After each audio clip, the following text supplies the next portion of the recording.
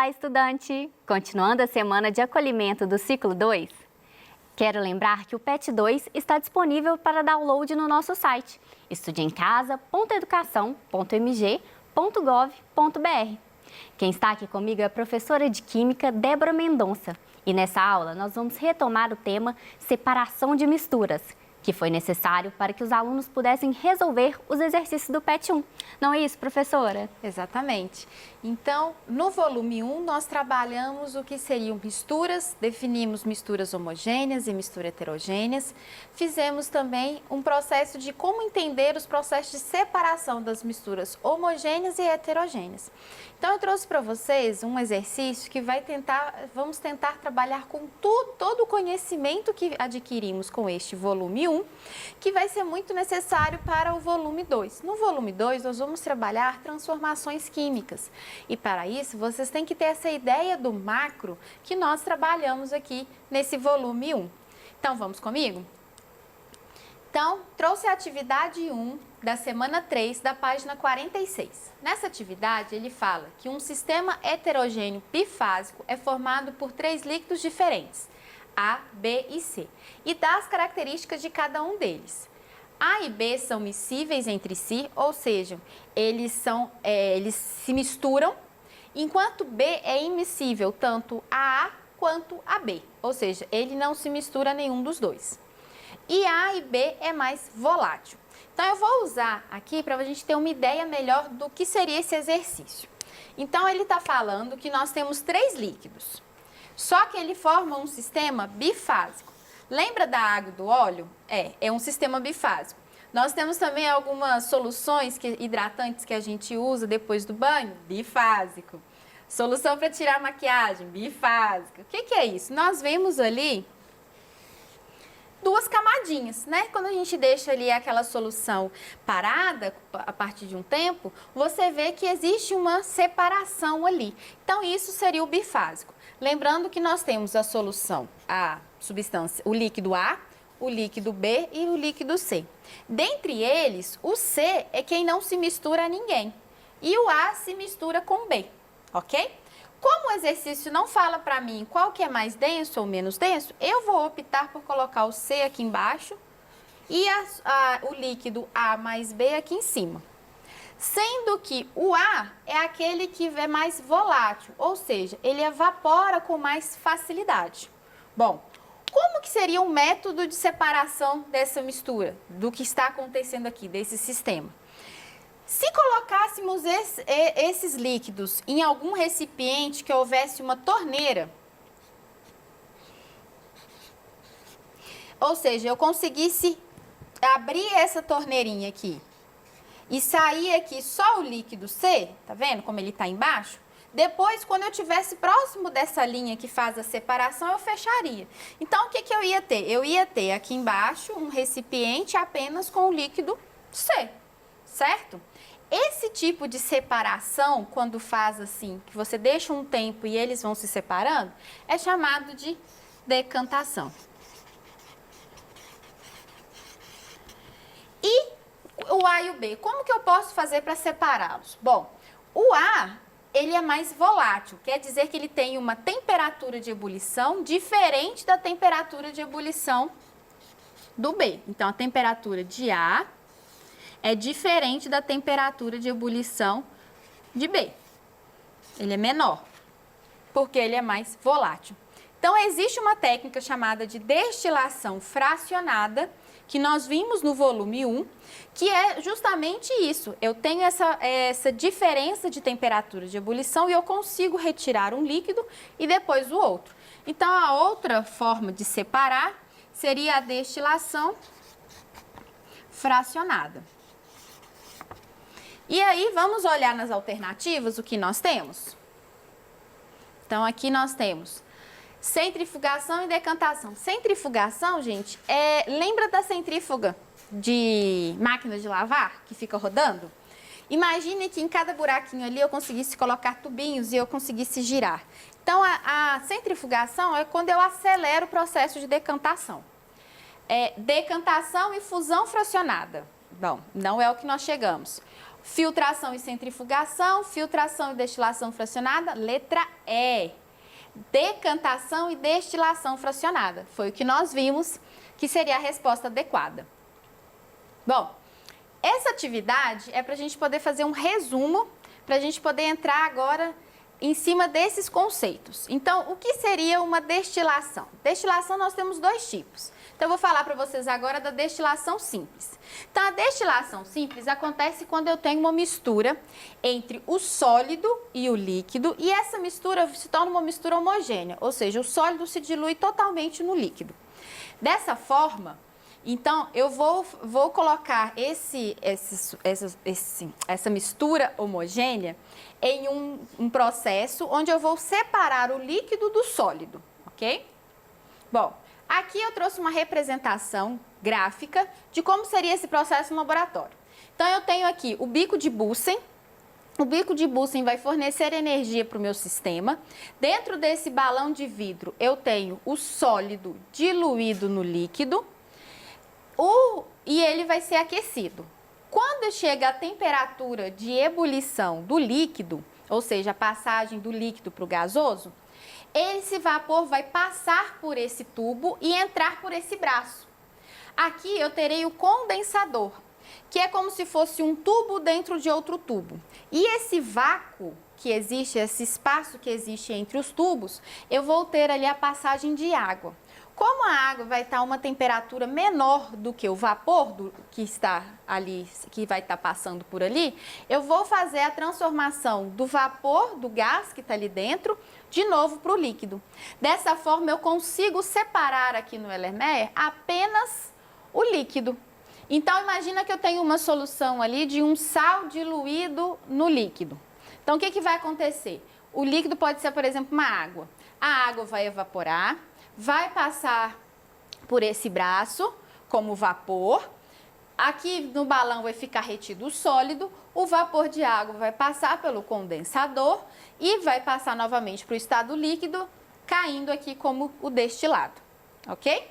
Então, dessa forma, aqui finaliza o processo de destilação simples. Qual que é a diferença da fracionada para a simples, professora? Ótima pergunta. Então, olha só, aqui nós vamos agora explicar a diferença de um para o outro. Todos dois eu estou separando alguma coisa de alguém, estou separando substâncias. Na simples, eu separo sólido de líquido. Na fracionada, dois líquidos. Por isso, o exemplo que nós demos antes. Então, a destilação fracionada, eu trabalho com dois líquidos que são miscíveis entre si, mas que têm temperaturas de ebulição diferentes. Então, eu tenho uma temperatura de ebulição de um diferente da temperatura de ebulição do outro. Então, e a coluna de destilação, a coluna de fracionamento ali, ela também é um pouco diferente. Então, assim como no outro sistema, nós vamos ter aqui uma chapa de aquecimento, que ali foi representado pelo bico de Bunsen, e aqui por essa chapa ou manta. Então, eu vou aquecer ali dentro os dois líquidos. Imagina que eu tenho acetona de tirar esmalte e água. Então, eu tenho ali a mistura. A acetona, ela tem a temperatura de ebulição mais baixa do que a água, portanto, ela é mais volátil. É como se fosse no exemplo anterior, a acetona fosse a A e a água fosse a B. Então, o que vai acontecer? Quando eu forneço energia, os dois líquidos vão começar o processo de evaporação. Os dois vão começar a receber essa energia e passar para o estado gasoso. Porém, a água, como ainda não atingiu a temperatura de ebulição, aqui na imagem vocês vão poder ver que existem como se fossem obstáculos. Então, esses obstáculos, o vapor de água vai encostar neles, como a temperatura do obstáculo é menor, ela vai voltar a se tornar líquido e cair novamente no balão. A acetona, por sua vez, apesar de ter os obstáculos, ela tem energia suficiente, porque ela está na sua temperatura de ebulição, vai conseguir passar por todos os obstáculos e sair aqui por cima. Então, aqui, aí sim é parecido com o outro. Eu vou passar pelo condensador, esse vapor, né, esse gás de acetona vai se transformar em líquido e eu vou coletar aqui. Como eu consigo saber a diferença se eu estou retirando acetona ou água? Bom, pela temperatura de ebulição, que já normalmente, né, nós já conhecemos, já é tabelado, e por esse termômetro. Então, no termômetro eu consigo verificar se está tratando se está mais próximo ali a temperatura da acetona, eu sei que eu estou removendo a acetona. Se está mais perto da temperatura da água, da temperatura de ebulição da água, então eu estou tirando água, ok? Então esse seria o sistema. Isso que eu ia te pedir, para exemplificar no Enem, como é cobrado esse conteúdo, né? Para ficar mais fácil da gente Exatamente. entender. Então, às vezes as pessoas acham que esse conteúdo não cai no Enem. Na verdade, cai. Eu trouxe essa questão de 2015, onde ele apresenta aqui um quadro com a composição do petróleo. Então, o petróleo, ele é a base, né, de diversos elementos, diversas substâncias que nós fazemos uso. Então, aqui ele traz, numa coluna, as frações, essas frações mostrando gás, gasolina, querosene, lubrificantes, parafina, tudo que nós usamos. Né? O tamanho da molécula, ou seja, a quantidade de carbonos presente. Depois ele fala da faixa de ebulição de cada um e o uso. E o exercício, na verdade, ele quer saber qual que é o método de separação deles. Então, o método de separação que acontece seria a destilação. Mas aí, como que eu vou saber que é a destilação? Bom, o exemplo de escala industrial mais importante que nós temos da destilação fracionada, ou a mais comum no livro didático, nos exemplos que nós temos, é a torre de craqueamento do petróleo. Então, eu vou trazer para vocês como que seria, de um exemplo bem simples, como que seria essa separação dessas misturas, ok? Então, primeiro, existe a diferença de temperaturas de ebulição entre eles. Então, umas volatilizam mais fáceis do que outras e por causa dessas diferenças de temperatura de ebulição, eu consigo separar essas substâncias. Mas como não são duas, a escala é muito maior, então nós temos aqui um exemplo do que acontece. Então, eu pego o petróleo, a grosso modo, ele passa por outros processos, mas ele passa por uma fonte de energia, normalmente um equipamento ali muito grande que vai fornecer energia, que vai fazer com que esse petróleo líquido se torne gasoso. Então, as frações que existem ali dentro, cada um deles tem temperaturas de ebulição diferentes, mas eu faço com que todos eles se tornem vapor, ok? Então, aqui dentro dessa torre de fracionamento, existem patamares e cada patamar tem uma temperatura.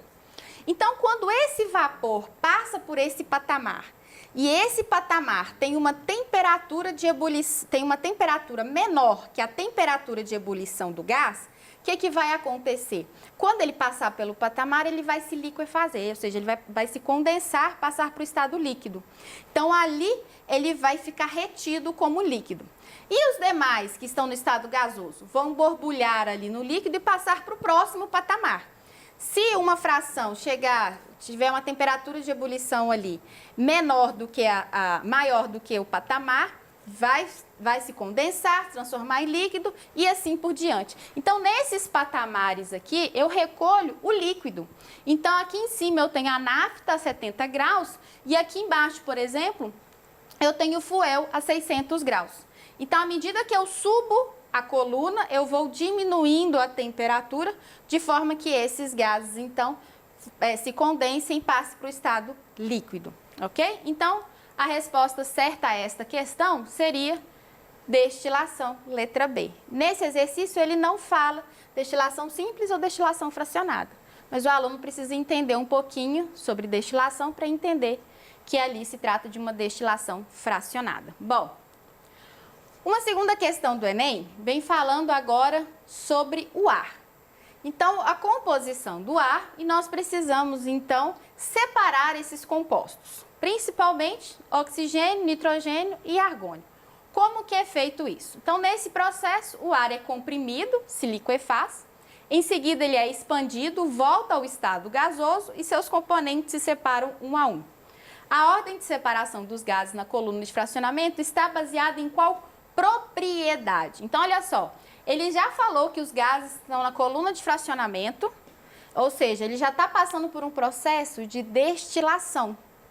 E ele falou que esse gás, ele é liquefeito e depois ele volta para o estado gasoso, ele é coletado no estado gasoso.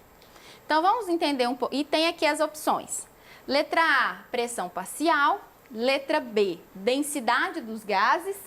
Letra C, temperatura de ebulição. Letra D, capacidade térmica. Letra E, condutividade térmica. Então, olha só, o ar atmosférico, né, nós temos diversas formas de trabalhar, né, com esse nitrogênio, esse argônio, né, não sei se você sabe, mas existe uma forma, né, o argônio, o nitrogênio, ele é muito utilizado nas empresas de refino de petróleo para poder limpar os equipamentos. Então, eu preciso ter aquele elemento separado do ar. Então, como que é feito isso? Então, primeiro, cada elemento deles tem temperaturas de ebulição diferentes. E uma coisa que eu quero ressaltar aqui é a necessidade de entender escala negativa. Então, vou fazer um exemplo aqui rapidinho para vocês. Então, é muito fácil a gente conseguir entender que em um termômetro eu tenho 20 graus Celsius sendo menor do que 50 graus Celsius, por exemplo. Mas é difícil, às vezes, você entender que numa escala negativa, se eu tenho menos 200 graus Celsius, ele é menor que menos 183 graus Celsius, por exemplo. Então, quando eu faço dessa forma verticalmente, fica mais fácil de visualizar. Então, eu estou marcando no termômetro menos 200. Se eu forneço energia, o que vai acontecer? Ele vai marcar menos 183. Então, a escala de termômetro, quanto maior for o valor, mas tem aquele negativo, ele é um valor mais baixo, ok? Bom, então aqui eu tenho o ponto de ebulição do nitrogênio, menos 195, do argônio e do oxigênio. Então, como que acontece o processo de separação? Então, como vocês viram na própria questão, o gás ali, ele é liquefeito.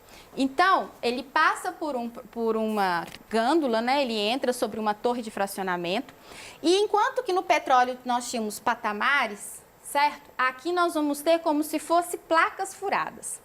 Então, à medida que esse gás vai ganhando energia, ou seja, aqueles que têm as temperaturas de ebulição, que são mais fáceis de entrar em ebulição, né, que tem as temperaturas de ebulição mais baixas, ele vai subir, vai se transformar em gás, vai subir e ser coletado. Nesse caso, o nitrogênio. O segundo gás vai recebendo energia, passa para o estado gasoso, consegue passar por essa placa e é coletado. O oxigênio, normalmente, ele é coletado ainda no estado líquido. Então, dessa forma, eu tenho a separação do nitrogênio, argônio e oxigênio. Então, o que fez com que eles se separassem? Qual que foi a característica que eu trabalhei aqui com vocês que fez com que eles se separassem? Foi justamente o quê? A temperatura de ebulição. Então, a resposta certa seria a letra C. Na temperatura de ebulição dos gases, ou seja, o gás com menor temperatura de ebulição se separa primeiro. É exatamente o que nós vimos aqui nesse exemplo. Então, o gás que tem a menor temperatura de ebulição, ou seja, ele está a menos 196. Deixa eu desenhar aqui que vai ficar mais fácil de visualizar. Ele está a menos 196.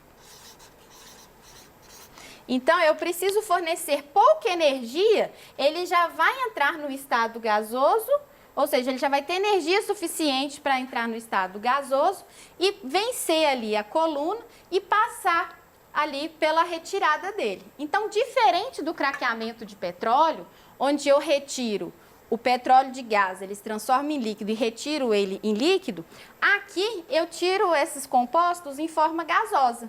Então, ele é liquefeito e depois ele passa para o estado gasoso.